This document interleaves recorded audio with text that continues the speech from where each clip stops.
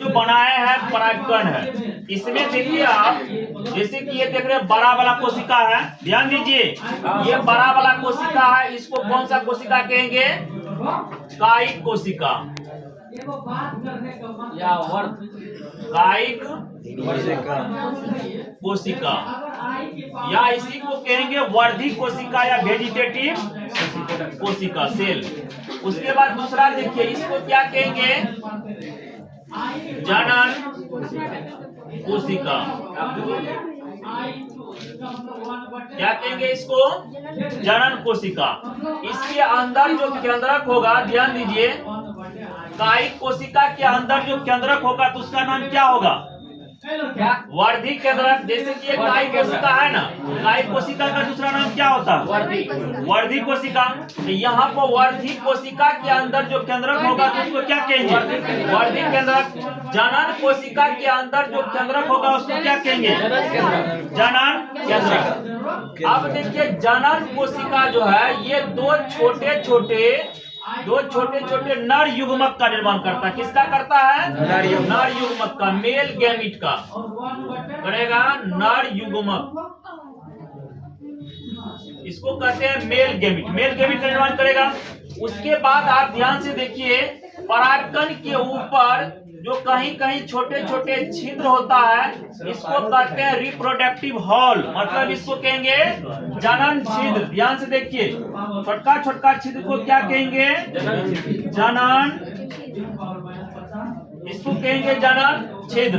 तो अब देखिए आप, यहाँ से अब की बार प्रश्न भी पूछा गया था, जैसे कि एक परागकण के अंदर निम्नलिखित में कौन कोशिका उपस्थित होते हैं? तो आपको पता ऑप्शन में था कायिक कोशिका और जनन कोशिका था ना। अब ये भी पूछ सकता है कि परागकण के अंदर कौन ऐसा कोशिका है जो नर युग्मक का निर्माण करता है? तो आपको बोलना है जनन कोशिका। यही कौन है? पता नहीं। उसके बाद इधर ध्यान दीजिए, आपको फिर पूछेगा परागकण के ऊपर जो छोटे छोटे छिद्र होते हैं उसका नाम क्या है? जनन छिद्र। उसके बाद आपको पूछेगा परागकण के बाहर वाले जो अस्तर होते हैं इसको क्या कहते हैं? बाह्य अस्तर कहते हैं, या इसको बाह्य चोल भी कहते हैं। अंतर में जो अस्तर रहेगा उसको क्या कहेंगे? अंत अस्तर। तो अब देखिए, परागकण का ये जो बाह्य अस्तर होता है, ये बाह्य अस्तर बना होता है एस्प्रोपोलिनिन। किसका बना होता है? एस्प्रोपोलिनिन की। फिर से सुनिए, परागकण के बाहर का जो अस्तर होता है वो किसकी बनी होती है? एस्प्रोपोलिनिन की। और ये एस्प्रोपोलिनिन किसकी बनी होती है? कार्बनिक पदार्थ की। किसकी बनी होती है?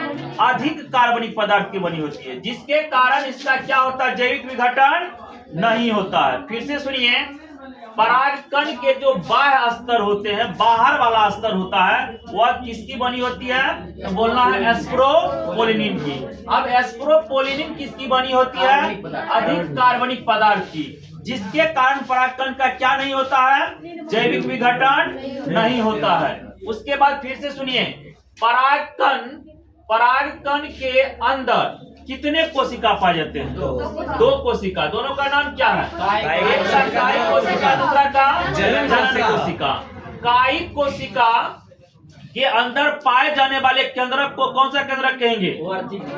वर्धी केंद्रक या कायिक केंद्रक कहेंगे। उसके बाद जनन कोशिका के अंदर जो केंद्रक होगा उसको क्या कहेंगे?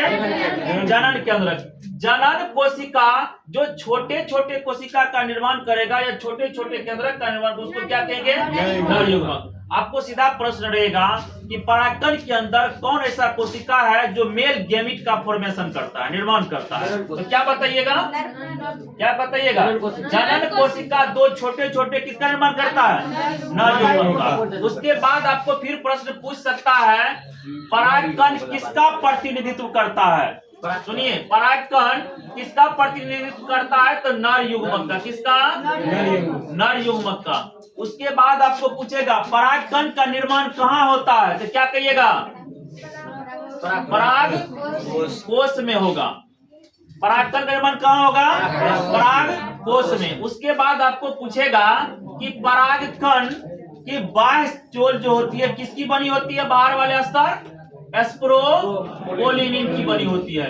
उसके बाद आपको पूछेगा एस्प्रोपोलिनिन किसकी बनी होती है? कार्बनिक पदार्थ की, जिसके कारण उसका क्या नहीं होता है? जैविक विघटन नहीं होता है।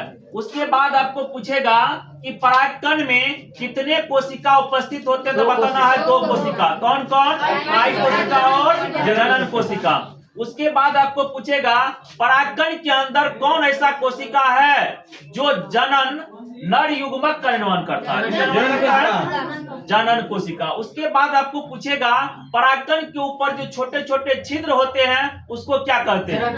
जनन छिद्र। फिर पूछेगा जनन छिद्र का कार्य क्या है, तो कहिएगा जब परागकण किसी स्टिग्मा पर गिरता है, किसी पुष्प के स्टिग्मा पर, तो वहां पर ये परागकण में जो छिद्र रहता है यही पराग नली का निर्माण करता है, जिस नली से होकर के ये नर युग्मक जो है बीजांड में प्रवेश करेगा निषेचन के लिए।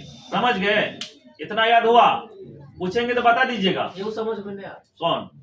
कौन नली से निकल रहा है उसका?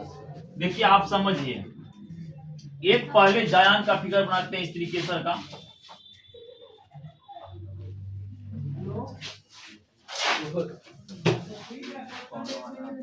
देखिए बना दिए। इसके ऊपर में देना है परागकण को। किसको देना है? यहाँ पर परागकण को हम गिरा देते हैं। देखिए ये परागकण है, इसको यहाँ पर गिरा देते हैं। गिरा दिया परागकण को। इसके ऊपर तो जनन छिद्र रहता है, ये